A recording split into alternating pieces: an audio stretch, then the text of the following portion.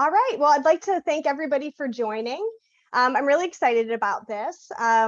So we're really just going to jump into it. Today is going to be all about cat training and behavior.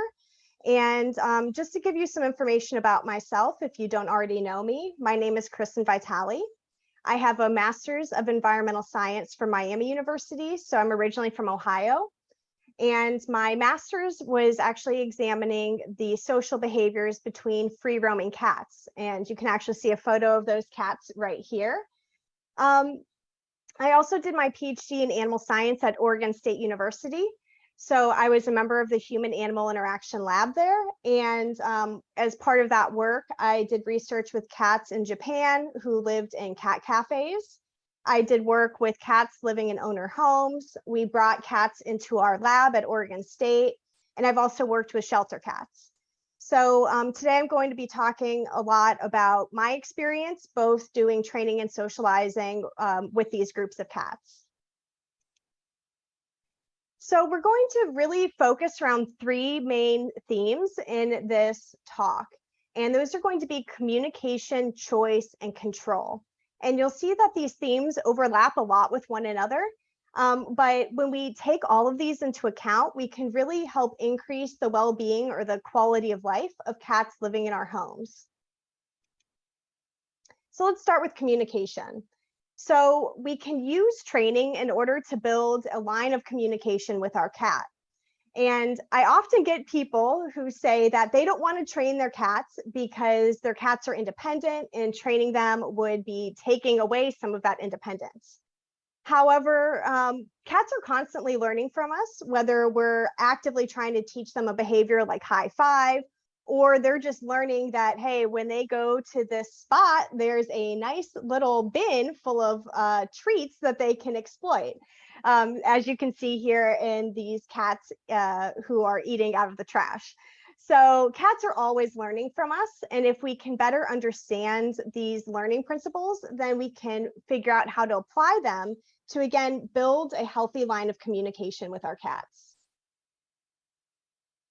So we're not going to get too deep into the learning principles underlying training because we just don't have the time. But two main things that you need to remember here are that behaviors which are followed by pleasant consequences are more likely to happen in the future.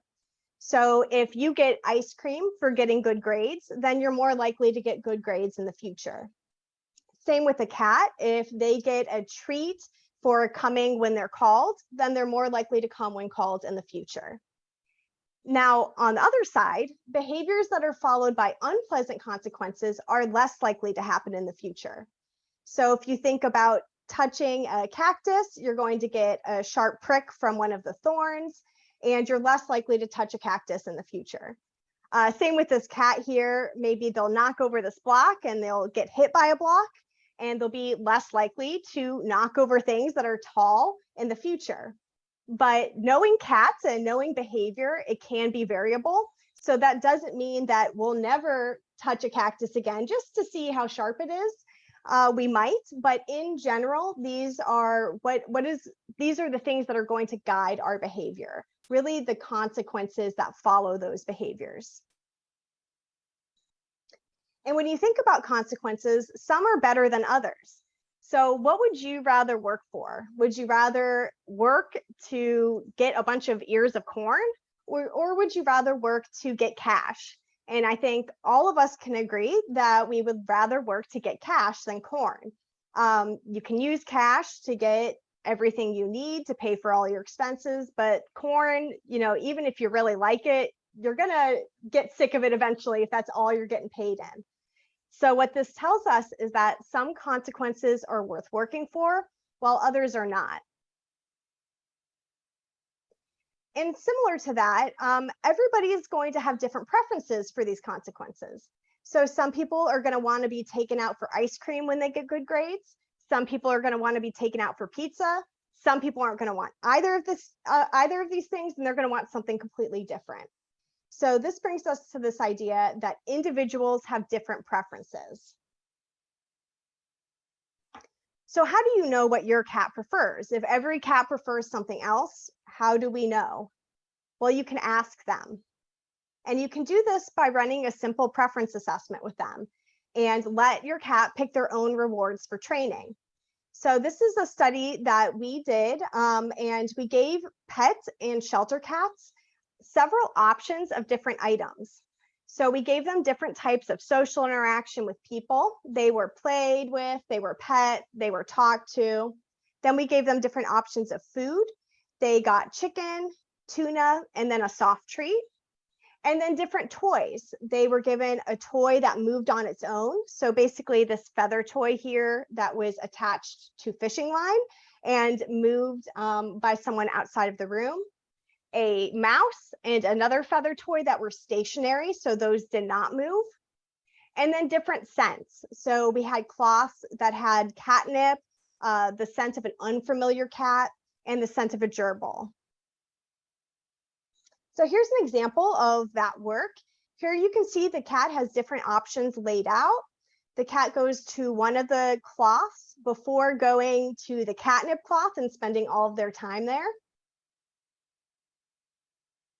And you can present the different options to your cat before putting them on the ground. Here you can see we've kind of standardized it by having them all equidistant. You don't have to be that formal when you run this with your cat. You can just put a few options a few inches apart, and again, see what they're spending the most time with. Whatever item they spend the most time with, it's probably going to be what they're most preferring, at least at that moment. So here we can see that typical catnip response going on. A lot of rubbing and rolling.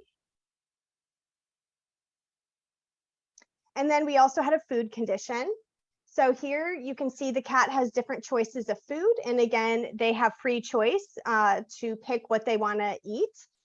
And for this, we had these little stools where the cats could eat food on top of the stool, in front of the stool, but they couldn't quite get the food that was under the stool. And this was a way to help us standardize it, because 3 minutes worth of food to one cat might not be 3 minutes of food to another cat. One cat might just gulp it down while the other cat takes the full 3 minutes to eat it. So this was one way of standardizing that. And if the cat really liked the food, they could persist at trying to get that food out from under the stool. So again, we're measuring time spent with each of these things as a measure of their preference. So here you can see this cat is going for the tuna.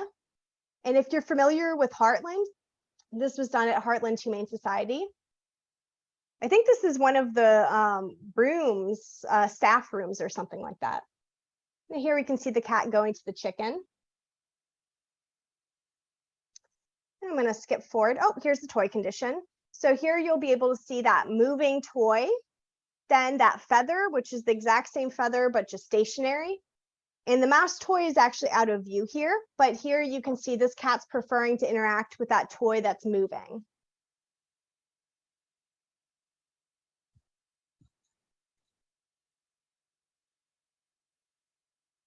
And then of course we had different forms of social interaction. So here I am petting the cat. And again, we're going to see how much time the cat spends while they're being pet. I'm also going to play with the cat. If you're familiar with Safe Haven, this was done at Safe Haven in Tangent. And then I'll also talk to the cat.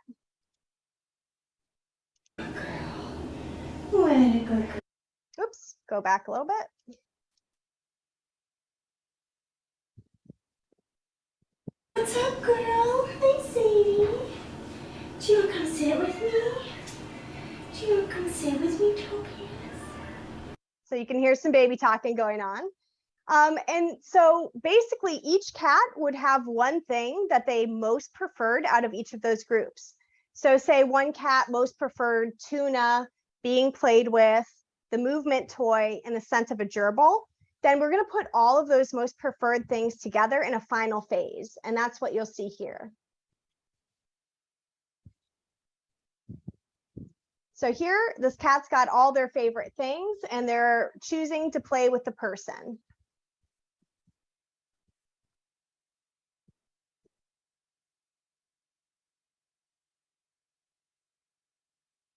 All right. So from this research, we found that 50% of cats most preferred human interaction in that final phase when they had all their most preferred things out. They most preferred to interact with the people. And second to this was food, with 37% of cats most preferring food, 11% most preferring toys, and only one cat, or 2%, which most preferred a scent object. And here you can see that if you're only ever using food to train, you're actually missing out on a huge portion of cats who might actually prefer something besides food. 63% of cats might want social, toys, or scent. So by running a simple preference assessment with your cat, you can really figure out what your cat actually likes. And it's something we've been seeing more and more when we're trying to train cats in the lab. For different cognitive tests. They're often more motivated by social interaction than by food, especially in unfamiliar places. So I want you to keep this in mind because it's going to come back later, and I am going to ask you what you think your cat would most prefer out of these options. But when we look back into those within group comparisons, we did see that both petting and playing were the most preferred forms of social interaction. So those were more preferred to just being talked to. Of the food, chicken and tuna were most preferred. Of the toys, the toy that moved was most preferred to the stationary toys, and catnip was the most preferred scent. So from all of this, the biggest takeaway is that individuals have their own preferences, and you might actually be surprised by what your cat most prefers. So I highly suggest that you let your cat pick their own reward, and you just give them a brief preference assessment before a training session to see what they're in the mood for. Because preferences can also change. Sometimes I might want pizza, other times I might want ice cream, even if I usually am partial to pizza. So by just giving them a brief assessment right before the training session, you can identify the thing that they're most motivated to work for at that moment. Okay, let's move on to control and being able to give an animal control over their life. So we're going to talk about this in the context of socialization, because that's something probably a lot of you, especially those of you with kittens, are hoping to do. And socialization is basically this process in which they learn that other social partners, so other cats or people or dogs, these are not individuals to be feared, as well as objects or experiences. So they become used to things in their environment. And kittens especially are open to socialization. Kittens 2 to 7 weeks old have this sensitive period for socialization at which they're really receptive to being socialized. And it's really important that they receive socialization in order to develop normal behavior. But that doesn't mean that socialization isn't beneficial for older kittens outside of that age range, as well as adult cats as well. And in our research that we're hoping to publish within the year, we found that kittens 3 to 8 months that went through a training and socialization class were actually more persistent at engaging in tasks than kittens that did not go through this experience. So there definitely are still benefits, even if you're outside of that 2 to 7 week age range. And it's definitely something that you should think about trying to socialize your older kitten or even your adult cat. As you'll see, I've led adult cat socialization sessions as well, and those have been very successful. But really, the biggest thing to having a successful socialization session is allowing the cat to tell you how they feel through their body language. And if necessary, by watching their body language, you can then adjust the situation in response to their reaction.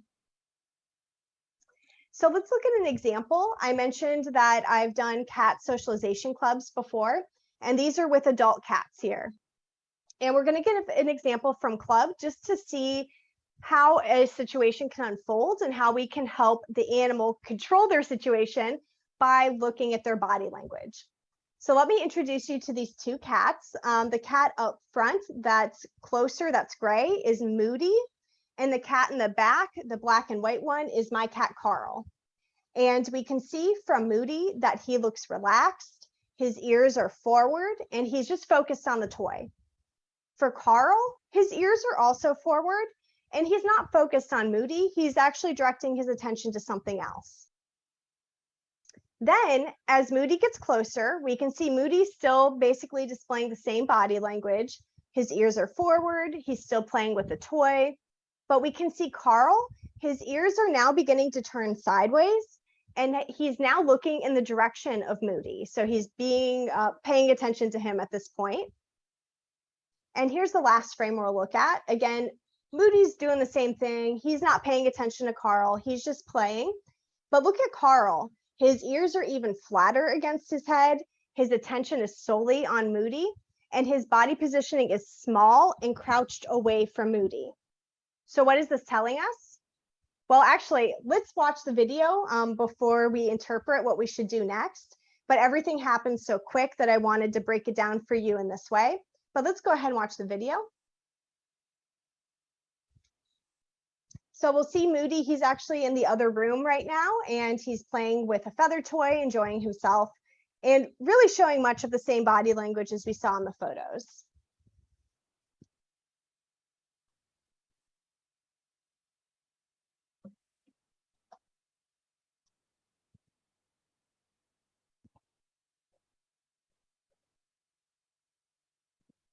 Now we're in the room with Carl. Again, Carl, he's paying a little bit of attention to Moody here, but he actually directs his attention away. His ears are forward, and we could see that his eyes weren't very dilated there. But watch Carl as Moody gets closer and closer. The eyes dilate a little more, the ears start going down. And then when Moody's even closer and Carl maybe feels a little cornered there, his body is positioning away. So what is this telling us? It's time to move Moody into another room and give Carl a break. So Carl is able to control his situation by expressing how he feels, and then we can readjust that situation for him. So Moody's already super focused on that toy. Let's just take the toy and lure him out to the other room and leave Carl alone. So that is how quickly some of these interactions can happen. And if you're doing socialization, you really need to be watching for all of these indicators to know if a situation is, close to breaking out, or an animal is feeling feeling stressed in that situation. So what are some other signs of stress that an animal might be saying that they need a break with?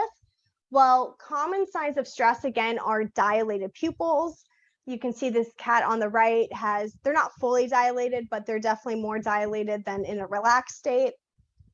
We can see that the ears go sideways or flat against the head. The cat gets low to the ground or has a crouched body position. Alternatively, they might try to appear larger and have their fur standing up on end with an arched back. You might see behaviors like frequent lip licking or swallowing. That's a really common one I see in stressed cats, where they're just constantly lip licking or licking their nose as well. You need to look for these behaviors for them to frequently happen. If a cat just lip licks once, it might not be an issue, but if they're constantly doing it several times a minute, then they might be feeling stressed. And then also the tail is a big indicator. If the tail's rapidly moving from side to side, that's another indicator of stress. So again, we can watch their behavior and body language in order to tell us when it's time to end that session. Now, socialization sessions aren't all stress, and we have never had an issue in any of our kitten training classes or our cat socialization clubs in terms of a fight breaking out or anything like that. And that's because we slowly work cats up to coming face to face, and we watch their body language. So common signs of a relaxed cat include the pupils are small to medium in dilation, their ears are forward, relaxed body positioning. So here with this cat, you can see that they're sitting with their belly kind of exposed. The belly is home to a lot of vital organs, and if the cat felt threatened, they most likely would not be just openly having the belly out like that. The cat will be showing exploratory behavior as well. They'll be walking around the rooms, looking out the window, jumping on the cat tower.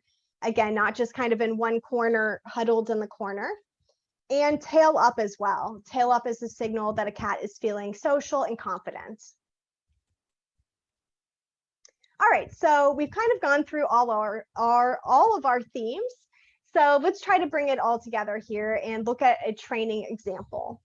So again, training can help us to communicate something to our cat, to ask them to do something instead of forcing them.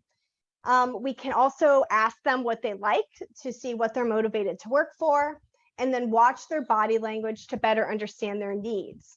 So if you see that you're doing a training session with your cat and all of a sudden they start looking off, paying attention to something else, lots of lip licking, their pupils are starting to become dilated, you know that they're just over it and it's time to end the session. But a lot of times, cats will actually seek out training sessions once they get used to them and start enjoying them.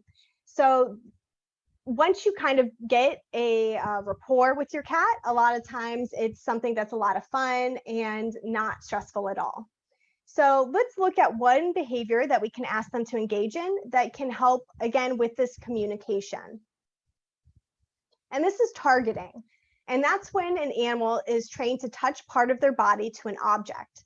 So here you can see we're using a chopstick to target.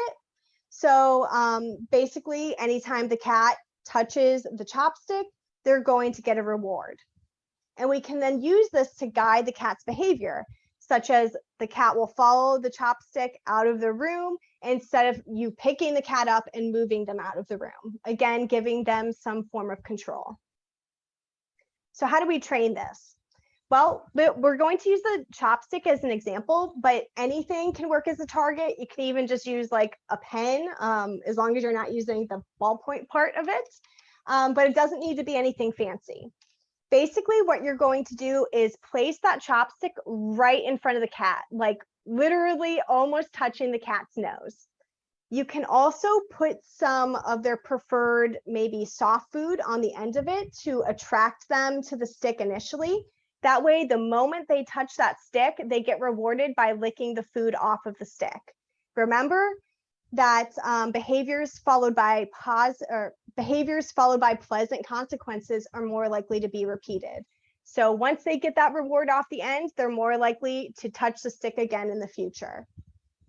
So then after that, we're going to use this process of shaping, or when we reward smaller steps toward a bigger behavior. So again, at first, we're going to put the target stick directly in front of the cat. Like basically, they don't have to do anything but just put their nose to it slightly, and they're going to get rewarded. Then next time, we're going to move it a little further, just a few inches, let them go to it and get rewarded. Then a few more inches, let them go to it, get rewarded. And you can see how we can slowly move that stick out until the cat is just following the stick around. But we don't want to just have them ask them to follow the stick around the room right off the bat. We're slowly going to work up to that. So let's look at how this can appear. So we use it a lot in kitten training classes for walking on harness and leash. So here you can see the cat is following that target stick, and it's getting them used to walking in their harness and leash, getting them moving. Here, this cat, you can see him following that target stick to walk in his harness and leash. And eventually you won't need the target stick anymore. The cat's going to get the hang of it and just be walking in the harness and leash. So targeting is definitely a tool to get them moving. Here, actually, this cat, Louie, didn't need the target stick after I took this video. He was just walking around right after that. So you can definitely fade that target out eventually. It's also great because you can attract their attention to something else. So here, the cat on the left, you can see it starts paying attention to something else, and the owner takes the target stick and directs their attention over there. So it's a great way, again, to guide their attention or guide their behavior. And then you can ask them to engage in other behaviors by putting the target stick above them. They can stand for it, putting it to their side. You could get them to spin. But again, slowly work up to those things. At first, just reward a small amount of the spin, then a little more, then a little more, and slowly work up to the bigger behavior of a full spin. So let's look at targeting for socialization. So here we have a kitten that is following their target stick, and we see it's being guided to another kitten. Now we could very easily pick both cats up and put them right in front of each other, but that is not going to lead to the best outcome. So here she guides the kitten in front of the other cat at a safe distance, and then it lets them approach one another voluntarily, which they do. And you can see here, the white cat is going to put their tail up, again, a sign that they're feeling comfortable. And we see sniffing, greeting behavior. And these cats are very comfortable in the situation because they weren't forced into it. And again, even though they're doing well right now, we're going to keep an eye on their body language. And the moment one of the cats seems like they've had enough, we'll use the target stick to guide them away, or we could use a toy to guide them away. All right, so enrichment is the final thing that I want to talk about because it's another way that we can allow cats to have control over their environment. So enrichment is anything we add to their environment, and it can help provide novelty, especially for cats living indoors that might have an often unchanging environment. It gives them something new to think about, and it allows them to engage in natural behavior. So what are natural behaviors to cats? Well, these are things surrounding predation, feeding, scent marking, and social behavior. So let's look at some enrichment that can help stimulate some of these different behaviors. And the first one is food puzzles or feeding enrichment. This is something I use with my cats every single day, and they love it. I mean, you can see my cat Kevin here. He's already tearing into one of these paper bags because he thinks there's food inside. But it allows them to engage in those food getting behaviors, allows them to shred things up just like they would dissect an animal. And again, it allows them to have control over getting their food out, or even when they want their food. If you leave it in a puzzle, maybe they'll come back to it later. And I have a lot of option of food puzzles if we want to look at some of those during the discussion, but these are just a few different ones here. And as I've mentioned, moving toys, so toys that have movement to them, are really key because they stimulate that predatory motor pattern. So here you can see my cat Kevin is really engaging with this ball that moves in response to him. So these are going to be, as I stated before, more preferred than just stationary toys on the ground. But we also found in terms of human social interaction that social play with people is also highly preferred. So you still need to be playing with your cat, hopefully every day, if not every other day, in addition to giving them toys that move on their own. You also need to make sure your cat has physical enrichment. Scent marking is a huge behavior in cats, and they'll scratch and object rub on different surfaces in order to leave their scent and communicate with one another. So make sure that you have cat towers, ledges, perches, places where cats can spend time and rub and leave their scent. And make sure that these are spread out throughout the home. That way, as the cat kind of patrols their environment, they can rub on something in each room that is theirs. And again, this is going to help them feel more secure because they're able to engage in natural behavior. And then finally, we really just want to rotate our toys to make sure that they're fresh. We don't want to leave the same toy out all the time. Maybe each week, take all the toys and swap them out with new ones just to keep them novel. You can bring different scents or items into their space. Open up the cooler and just let them play in it for a little bit, or go try Silvervine, which is very similar to catnip, but a lot of people haven't tried, or just different scents. If you know somebody who has another cat, you can rub a cloth on the other cat and bring it home for your cat to smell. So there's tons of different things you can do to bring novelty into their environment. And with that, outside time, being able to go outside is something that's also very important for cats and helps make them cats. Being able to engage in behaviors outside, scent mark out there, feel the sun, feel the wind. But many people do not want their cats to be free roaming. So one option is, again, training your cat to walk on harness and leash, which targeting is a great skill to do that, or having access to a catio or cat enclosure. You can see a cat enclosure that my husband and I built here. We built this like 7 years ago for a few $100. It was meant to just be temporary, and it's still standing. So you can build something very cheaply. But if you don't have the space for this, then just like a perch at the window where the cat can sit at the window, and smell outside, feel the sun in the air. That's something that's going to be really important. So in all, providing enrichment can help a cat make choices. It can help them control aspects of their life, and they can help open that line of communication between them and you to hopefully improve their well-being as well as your relationship with your cat.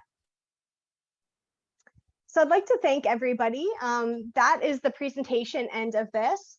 As I mentioned, I did record this, so if anybody is interested in rewatching it or going back, I will be sharing that link with you. But I'm going to go ahead and stop the recording right now.